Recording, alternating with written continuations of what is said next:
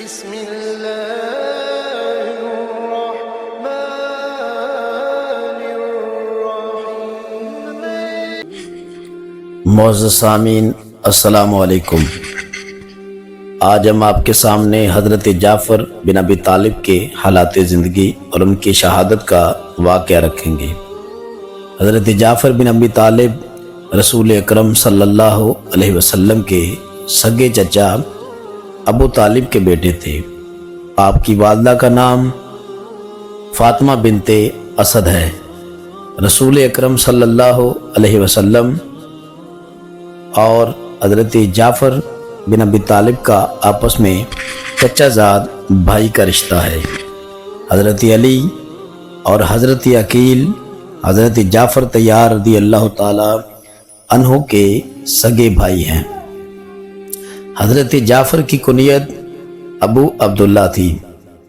حضرت جعفر ان خوش نصیب صحابہ میں سے ہیں جنہیں السابقون الاولون کا خطاب ملا ہے۔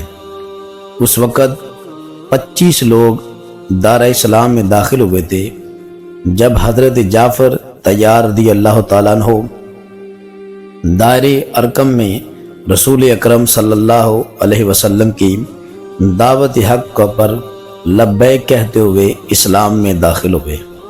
حضرت جعفر رضی اللہ تعالیٰ عنہ کی ایک کنیت یہ ہے کہ رسول اکرم صلی اللہ علیہ وسلم نے فرمایا اللہ جنت میں انہیں 2 پر عطا فرمائے گا۔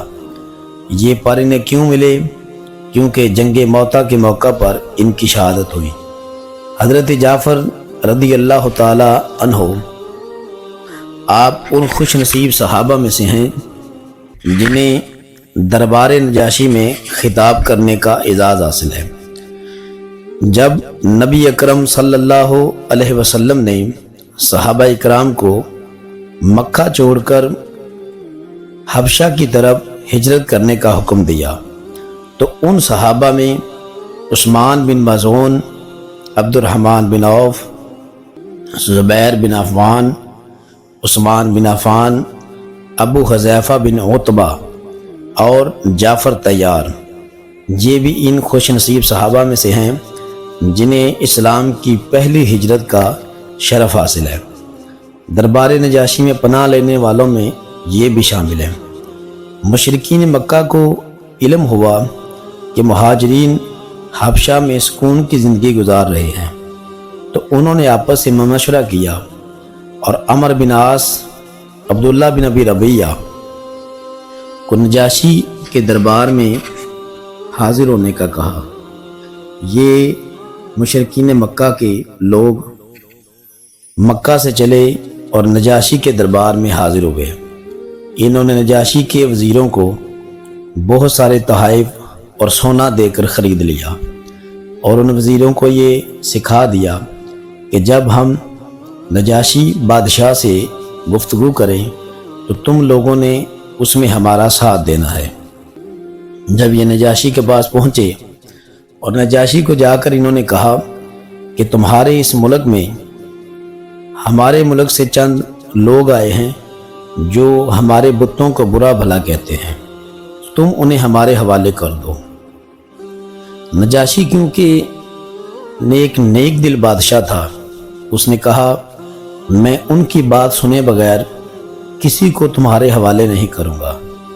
چنانچہ مہاجرین کو دربار میں بلایا۔ حضرت جعفر بن ابی طالب رضی اللہ تعالیٰ عنہ نے اپنے دوسرے ساتھیوں سے کہا تم میں سے آج نجاشی کے سامنے کوئی نہیں بولے گا، آج میں گفتگو کروں گا۔ انہوں نے آ کر بادشاہ کو سلام کیا۔ نجاشی کے دربار کا اصول تھا کہ جو بھی آتا تھا وہ اسے سجدہ کرتا تھا، لیکن حضرت جعفر طیار جب حاضر ہوئے تو آپ نے سجدہ کی بجائے سلام کیا۔ نجاشی نے پوچھا تم کس دین کی بات کرتے ہو جس کو لے کر تم یہاں حاضر ہوئے ہو؟ حضرت جعفر طیار رضی اللہ تعالیٰ عنہ نے وہاں ایک پرزور اور دلائل سے بری ہوئی تقریر کی۔ آپ نے فرمایا اے بادشاہ، ہم جاہلیت کی زندگی گزار رہے تھے، بتوں کی پوجا کرتے تھے، مردار کھاتے تھے، رشتے ناطے توڑتے تھے، پڑوسیوں سے برا سلوک کرتے تھے، ہمارا طاقتور کمزور کو کھا جاتا تھا۔ ان حالات میں اللہ نے ہمارے اندر ہی ایک رسول بھیجا جس کی سیدنا عیسیٰ علیہ السلام نے بشارت دی تھی۔ ان کا نام احمد بتایا تھا۔ ہم ان کے حسب و نسب، سچائی، امانت داری اور پاک دامنی سے خوب واقف ہیں۔ انہوں نے ہمیں دعوت حق دی کہ اللہ کو ایک جانیں، اس کی عبادت کریں اور ان بتوں سے بیزاری کا اظہار کر دیں۔ ہم ہمارے باپ دادا جن کی پوجا کرتے تھے، حسن سلوک کا انہوں نے مجھے حکم دیا، حرام کاموں سے بچنے کا کہا، قتل و غارت، جھوٹ بولنے، یتیم کا مال کھانے، پاک دامن عورتوں پر تہمت لگانے سے انہوں نے ہمیں منع فرمایا ہے۔ اس رسول نے ہمیں ایک اللہ کی عبادت کرنے کا حکم دیا ہے، دوسروں پر زیادتیاں کرنوں سے منع کیا ہے۔ نجاشی نے پوچھا، کیا تمہیں اس رسول کے لائے ہوئے کلام میں سے کوئی کلام آتا ہے؟ تو حضرت جعفر طیار رضی اللہ تعالیٰ عنہ میرے حبیب کے چچا نے وہاں پر سورہ مریم کی پہلی آیات کی تلاوت فرمائی، جس کا ترجمہ کچھ اس طرح ہے۔ آپ نے فرمایا، اللہ کے نام سے شروع جو نہایت مہربان ہمیشہ رحم کرنے والا ہے۔ کاف ہا یا عین صاد، یہ تمہارے رب کی اپنے بندے زکریا پر مہربانی کا بیان ہے، جب انہوں نے اپنے پروردگار کو آشتاباد میں پکارا۔ حضرت جعفر رضی اللہ تعالیٰ عنہ نے جب نجاشی کے دربار میں قرآن حکیم کی تلاوت فرمائی، آپ کی پرسوز اور دلکش آواز بہت خوبصورت تھی۔ قرآن کی یہ تلاوت سن کر نجاشی کی آنکھوں سے آنسو بہنے لگے، حتیٰ کہ اس کی داڑھی بھی تر ہو گئی۔ دربار میں موجود پادریوں پر بھی ایک گھڑی کے لیے سناٹا چھا گیا۔ نجاشی نے یہ حق کو پہچان لیا۔ اللہ تعالیٰ نے نجاشی کے حق میں سورہ مائدہ کی آیت نمبر 83 اتاری۔ فرمایا، ترا اعینہم تفیض من الدمع مما عرفوا من الحق، تم دیکھتے ہو حق کو پہچان لینے کی وجہ سے ان کی آنکھوں سے آنسو بہہ رہے ہیں۔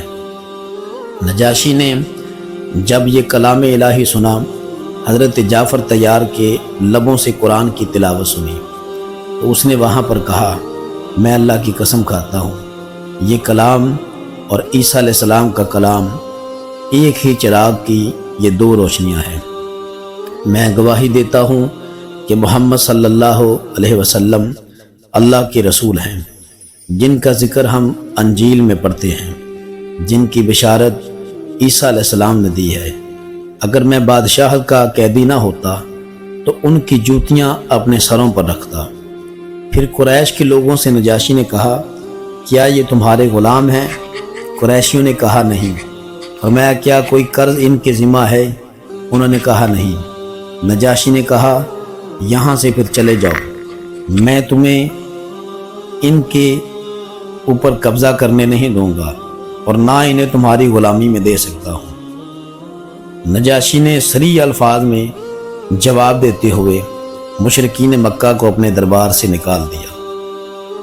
اس کے بعد نجاشی نے حضرت جعفر طیار رضی اللہ تعالیٰ عنہ میرے حبیب علیہ السلام کے چچا کو دوبارہ بلایا اور کہا، تم عیسیٰ علیہ السلام کے بارے میں جو نقطہ بیان کرتے ہو مجھے اس کی بھی ذرا وضاحت دو۔ حضرت جعفر طیار نے فرمایا، عیسیٰ علیہ السلام اللہ کا کلمہ اور اس کی روح ہیں۔ اللہ نے کنواری لڑکی حضرت مریم علیہ السلام کی طرف القاء کیا اور ان میں سے حضرت عیسیٰ علیہ السلام کو پیدا کیا۔ نجاشی نے کہا، یہ تنکا جو میں زمین سے اٹھا رہا ہوں۔ اس نے ایک تنکا اٹھاتے ہوئے کہا، اس تنکے جتنا بھی تم نے اپنی بات میں اضافہ نہیں کیا۔ جو تم نے کہا ہے اس چیز کو میں مانتا ہوں کہ وہ برحق اور بالکل صحیح ہے۔ 26 صفر کو رسول اکرم صلی اللہ علیہ وسلم نے مدینہ شریف کی طرف ہجرت فرمائی۔ حضرت جعفر نے یہ دوسری ہجرت تھی جو مدینہ کی طرف کی۔ آپ نے سیدنا معاذ بن جبل رضی اللہ تعالیٰ عنہ کے ساتھ مل کر ہجرت فرمائی۔ جب آپ مدینے میں پہنچے تو رسول اکرم صلی اللہ علیہ وسلم نے ان کے اور معاذ بن جبل کے درمیان بھائی چارہ قائم فرمایا۔ 7 ہجری کو رسول اکرم صلی اللہ علیہ وسلم نے زید بن حارثہ کی سربراہی میں ایک لشکر کیسر روم کے خلاف بھیجا جو موتا کے مقام پر جنگ کے لیے اترا۔ رسول اکرم صلی اللہ علیہ وسلم نے اپنا علم جھنڈا حضرت زید بن حارث رضی اللہ تعالیٰ عنہ کو دیا۔ فرمایا اگر تم شہید ہو جاؤ تو یہ جھنڈا کسی اور کو دے دینا۔ یہ لشکر جب مقام موتا پر پہنچا تو وہاں پر حضرت زید رضی اللہ تعالیٰ عنہ نے بڑی بہادری سے آپ نے کفار مکہ اور ہریکل کی فوج کا مقابلہ کیا۔ حضرت زید رضی اللہ تعالیٰ عنہ دشمن کی صفوں پر ٹوٹ پڑے۔ لڑتے لڑتے آپ نے جام شہادت نوش کیا۔ آخر آپ شہید ہوئے تو یہ علم حضرت جعفر طیار رضی اللہ تعالیٰ عنہ نبی اکرم صلی اللہ علیہ وسلم کے چچا نے تھام لیا۔ حضرت جعفر طیار آپ فوراً آگے بڑھے اور سرخ گھوڑے سے اترے اور آپ نے بہادری کے ساتھ میدان موتا میں لڑنا شروع کیا۔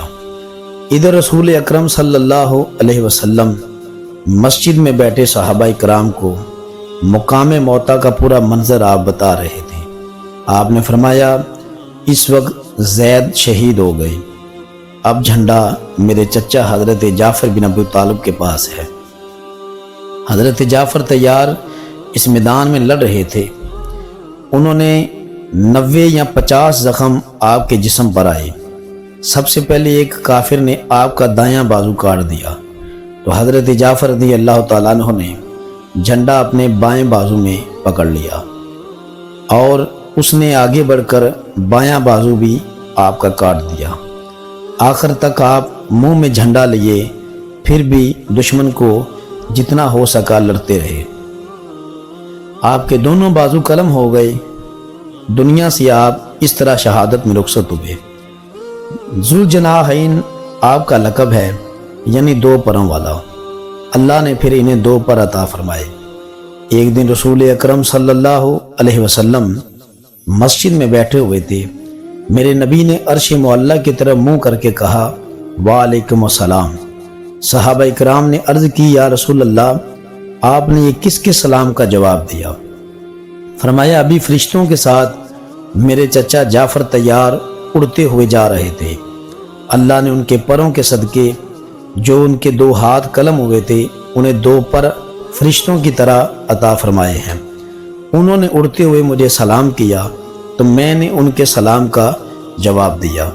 حضرت جعفر رضی اللہ تعالیٰ عنہ جب شہید ہونے لگے تو ایک صحابی کہتے ہیں میں نے دیکھا کہ حضرت جعفر رضی اللہ تعالیٰ عنہ کے لبوں پر یہ اشعار جاری تھے یا حبذ الجنت واقترابها طیبۃ وباردن شرابها، کیا ہی خوشگوار ہے جنت اور اس کا قریب آنا، جس کا حال یہ ہے کہ وہ پاک ہے، اس کی شراب ٹھنڈی ہے، رومیوں کا انجام قریب آ گیا۔ حضرت عبداللہ بن رواح کہتے ہیں میں نے پوری زندگی میں اس طرح کسی کو لڑتے ہوئے نہیں دیکھا جیسی حضرت جعفر طیار رضی اللہ تعالیٰ عنہ مقام موتا پر آپ لڑے۔ سامعین، مقام موتا میں جب یہ شہید ہوئے رسول اکرم صلی اللہ علیہ وسلم جب ان کے پاس پہنچے تو میرے نبی علیہ السلام کی آنکھوں سے آنسو آ گئے۔ میرے آقا نے دیکھا حضرت جعفر طیار کے جسم مبارک پر کوئی ایسا حصہ نہیں تھا جہاں پر زخم نہ ہو، اور نبی کریم صلی اللہ علیہ وسلم نے ان کے جسم مبارک کو ہاتھ لگایا تو میرے مصطفیٰ کی آنکھوں سے آنسو جاری ہو گئے۔ صحابہ کہتے ہیں ہم نے زندگی میں اللہ کے رسول کو اتنا روتے نہیں دیکھا جتنا اپنے چچا حضرت جعفر طیار کی شہادت پر آپ روئے۔ آپ کی داڑھی مبارک آنسوؤں سے تر ہو گئی۔ رسول اکرم صلی اللہ علیہ وسلم کو کیونکہ اپنے اس چچا سے بہت زیادہ محبت تھی۔